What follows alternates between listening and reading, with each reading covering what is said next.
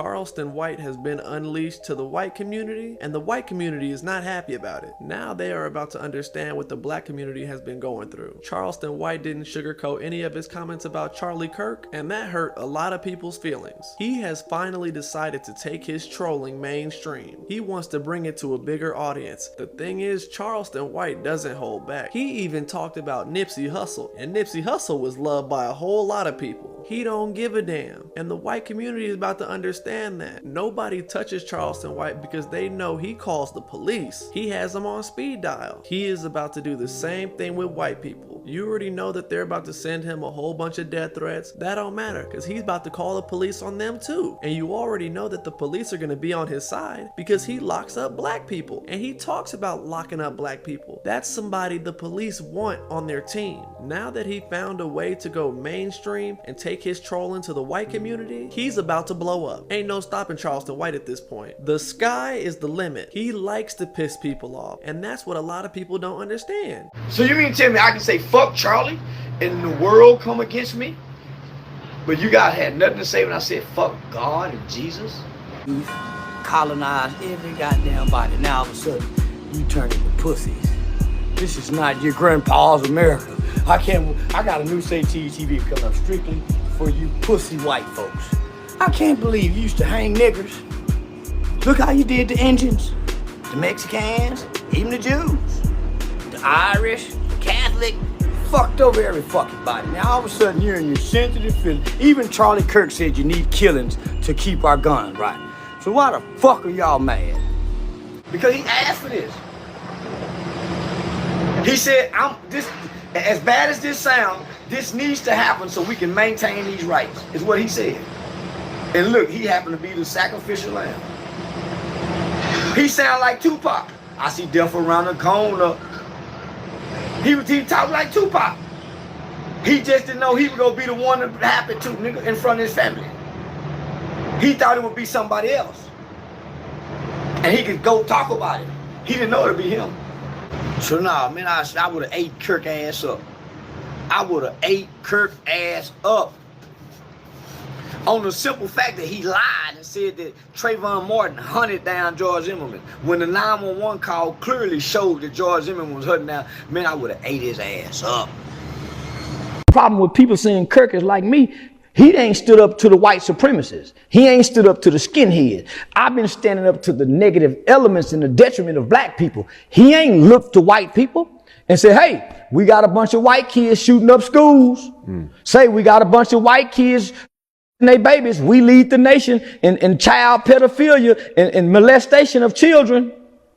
Hey, man, we need that Epstein list out. They say the president's name is on that list. He ain't doing that to his people. He was a talking point who spread a lot of misinformation, almost the borderline of lying.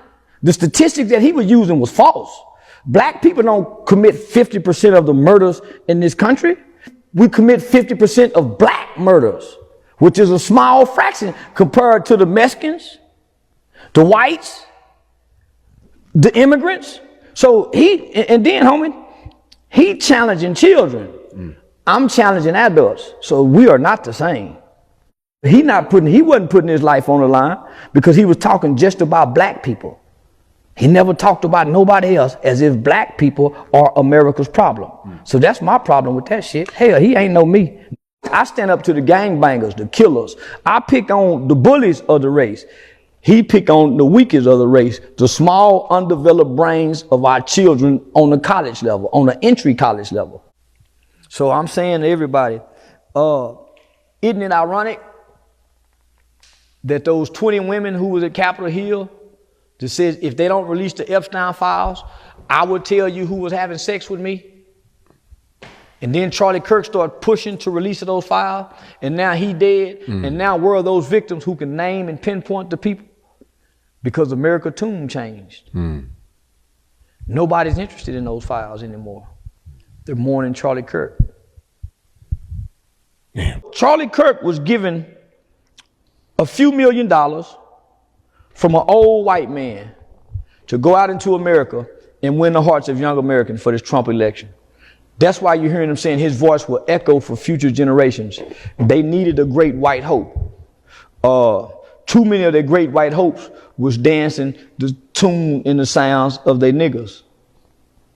They last great white hopes, other than the old ones like Rush Limbaugh, Bill O'Reilly, so they couldn't use them, homie. That's why you don't see them on Fox News. They went and got Charlie Kirk. They went and got Aiden Ross. They got Alex Stein, and they use these non-racist, non-hateful hearted Caucasian guys in the name of standing in Christianity. But they even hung us in the name of Christianity. You said if he would have went to a HBCU, it wouldn't happen. He'll still be alive. Explain they just would have that. recorded him. You see, I went to a HBCU. They just wanted to record me and ask me a bunch of questions. I noticed that we don't have no crash outs. The little white kid that killed Charlie Kirk, he a YN, but he a white YN. That's their crash out. The 19-year-old Dylan Roof, they got crash outs. So if you look at all the most recent mass shootings in the last 2 years, it's been young white boys who know how to operate guns to go kill people. So I said, man, I quit squabbling with white people, and here's why. Because when Dacian Steptoe killed Officer Garrett Hull, can't compare a white man in 2025 to a Negro colored man in the 1960s. That don't even compare. Mm-hmm. The privilege alone separates the two. It's easy for him to go on a college campus and never have nothing done to him until he was killed. Everywhere Dr. King went, he was threatened under danger. That's the difference. Dr. King say all people hold hands. Charlie wasn't talking like Dr. King. Charlie was talking against black people with nothing good to say. With nothing good to say. We never had this many millionaires ever in the history of black people, even with Black Wall Street. Never. We've never dominated all sports like we do today. Even then, they barely let us in. Our Negro League, the Negro League was doing better. They went and took Jackie Robinson to pull him away from the Negro League. For one, he was a handsome, articulate, educated black man who was a soldier for the army. That's why we know Jackie Robinson. But it was niggas in the Negro League way better than Jackie Robinson. They always take one and put him before us. The FBI, J. Edgar Hoover said there will never be another black messiah. He just didn't mean black messiah. Nigga, they got some on every president it is. J. Edgar Hoover shit. So you think the FBI, you think they not, come on, my nigga. But this ain't my business to be talking about them folk business. This ain't got nothing to do with us. We can't control it, and we don't know what's going on because they get to declassify and classify information for years that we don't get to see. Nigga, they trying to make it seem like black people ain't worked to accomplish what we done accomplished. And they forget they ain't built shit. So when I heard Charlie Kirk talking, all I heard him talk about is negative rhetoric, negative points, negative statistics about black people. What about the statistic that today's black fathers are more involved in their children's life than any other ethnicity? So while he's saying, well, single mothers now, you must forgot Southern strategy. Let's tell the whole story. We've been duped and tricked. We have never had a fair shot. You talking about redlining, Jim Crow laws. So homie, he acting like the playing field been even amongst black people and white people. But I'm telling Kirk and all this people, black people are not y'all problem. We're not building missiles like North Korea and shooting them to the shores of Canada. We didn't take your planes and run them into the building. We ain't done none of that. All the crime that white people is complaining about is black on black. They're losing their country and they blaming they. We ain't sent 9 grams of fentanyl across the borders that's destroying they white kids that's overdosing on fentanyl and opioids. That's true. We ain't sent now motherfucking me coronavirus disease over here to cause a wipe out of sickness. Homie, but they blaming they as if the crime bothered them. Our crime do not affect white people. You know why? Because they got the prison on the stock exchange. So it ain't costing nobody no money to lock up. They making money off locking up. There go your free labor. So they complain about crime. They need this crime to keep black slaves. That's why even if we never commit a crime, before you're born in America as a black person, you're already a criminal. You know why? Because we can line up 50 black women. How many black women are having boys? They raise their hand. Okay, all black women line up over here. We go 1, 2, 3. One of y'all boys are going to prison before they're even born. Well, who's saying that? America. Because America has a booming prison industry. And they need this prison industry. Not only that, it strips these black people of the rights we once gave them because we still need slaves for free labor. So this crime don't affect us. And it don't affect white people while you're using it as talking points. How many black women having babies? 1, 2, 3. One of y'all going to prison. You know why? Because the American statistic says 1 in every 3 black males will go to prison or be on some form of community supervision in their lifetime. It don't say maybe, it don't say well, but it says 1 in 3 will go. So who makes this shit up? We can go look at black babies. 1, 2, 3. Boy, one of these nigga babies going to prison, and there's nothing nobody can do about it. Nigga, they put this in place for this race.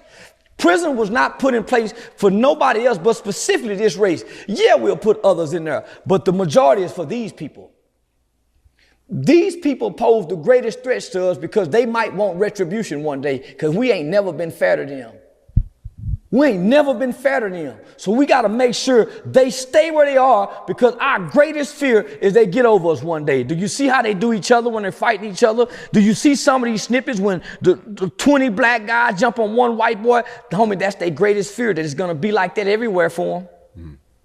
So they make sure they put things in place years in advance because what they said was, we must do this now for future generations may not understand.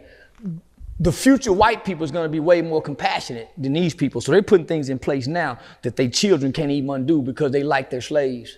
They know their kids grow up and like Jim. And Jim, when I grow up and I'm slave master, I'm going to let you free, Jim. Even the kids had empathy. That's why they love us today. That's why they needed a Charlie Kirk. Homie, Charlie Kirk was a puppet for white supremacy and white racist hate in the name of, I invite you to the table. Charlie Kirk, and I went on a rant for days because who gonna take this freedom of speech away? And that's what Charlie Kirk spoke for. So the more I researched Charlie Kirk, the more I saw he was a white Charleston White. I'm not a black Charlie Kirk. He's a white Charleston White because he talking crazy to about nigga shit. But he's also promoting free speech. He's also saying there's no such thing as hate speech. So the shit that I'm saying, Charlie would clap for. Even though it's wrong, he has a right to it. So I'm saying white folks are pure hypocrites. Look at them. This is what Charlie stood for. The very exact thing that I'm doing, telling the masses of people, you, we need shootings. This was good for Charlie because we get to keep our rights. Even Charlie said that. Charlie said we need these shootings to keep our rights. So what the are they crying for? And I'm saying what I say all the time. Homie, we need police shootings, my nigga. Police shooting bring niggas together. We need, don't I say that? Yeah. So me and Charlie are one and the same. So why would white people come up against me? Because I'm black. I was their boy. I was their boy as long as I was singing their tune in their favor. I'm not gonna lie, like over the past week I gained more respect for you because I said Charleston has no picks. I don't watch nothing white people talk about, especially politics. That's the biggest con game sham. I'm playing con, homie. I'm not a Republican. I'm a smart.